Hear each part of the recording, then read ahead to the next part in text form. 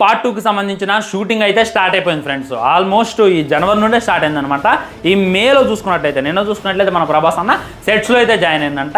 డైరెక్ట్గా కర్ణుడికి సంబంధించినటువంటి ఎలిమెంట్స్ ఘట్టాలన్నీ కూడా నాగ్ అశ్విన్ త్వరగా కంప్లీట్ చేస్తుందంట. సో ఓన్లీ దానికోసమే రాత్రి సెట్స్ అయితే వేయడం జరిగిందంట. మొత్తం డే టైంలోనే కదా, మొత్తం నైట్ అట్మాస్ఫియర్ ఎలా ఉంటుందో దానికి సంబంధించి క్రియేట్ చేసేటటువంటి ప్రయత్నం నాగ్ అశ్విన్ అయితే చేస్తుందంట.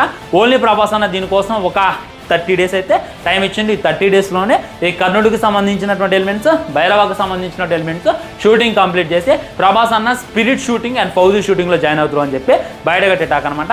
ఆల్రెడీ అక్కడ పనిచేసే వాళ్ళు ఏం చెప్తున్నారు అంటే ప్రభాస్ అన్న గడ్డ మించి మామూలుగా లేడు, మొత్తం రగ్గడ్డు లుక్ ఉంది, వేరే లెవెల్ ఊరమాస కనపడుతుందో. ఇది కర్ణుడి కోసమో భైరవ కోసమో లేకపోతే ఇంకేమైనా కొత్త క్యారెక్టర్ కోసం అనేటటువంటి తెలియదు, కానీ మామూలుగా అంటే మామూలుగా లేడు అని చెప్పి అక్కడ వర్క్ చేసే వాళ్ళు అయితే తెలియజేస్తున్నారు. నిజంగా అది నిజమైతే బాగురా అని చెప్పి నాకైతే అనిపిస్తుంది. ఇది ఒక సర్ప్రైజ్నే గట్టిగా ప్లాన్ చేస్తారు, దాంట్లో డౌటే లేదు. మీరు ఒకసారి అబ్జర్వ్ చేయండి, ఇంత మట్టికి దీపిక పదుకునే ప్లేస్ని ఎవరు రీప్లేస్ చేస్తున్నారు, అసలు సుమతి క్యారెక్టర్ ఎవరు చేస్తున్నారు అనేటటువంటి ఇంత అప్డేట్ ఇలా, ఎంత లీక్ ఇలా. సో లీక్స్ పట్లైనా అప్డేట్స్ పట్లైనా ఆయన అంతా జాగ్రత్తగా ఉండడం అనేటటువంటి ఇమాజినేషన్ చేసుకుంటే. సో ప్రభాస్ అన్నకి సంబంధించినటువంటి ఆ షూటింగ్ అయిపోయిన తర్వాత మన ముందు గ్లిమ్స్ ఆర్ టీజర్ చిన్న అనౌన్స్మెంట్లు అడిగితే పెట్టేటటువంటి ప్రయత్నం చేస్తారో లేదా ఫస్ట్ లుక్ చేసేటటువంటి ప్రయత్నం చేస్తారని చెప్పి బయట కట్టి టాకు. నేను కూడా పిచ్చగా వెయిట్ చేస్తాను. కల్కి 2లో ఇంకొక కొత్త క్యారెక్టర్ ప్రభాస్ అన్న చేస్తాను అనేటటువంటి ఇంత న్యూస్ బయటకు వచ్చిన నిజంగా తగలబడిద్ది సోషల్ మీడియా. సినిమాకి ఈజీగా 3,000-4,000 కోట్లు గ్యారెంటీ అని చెప్పి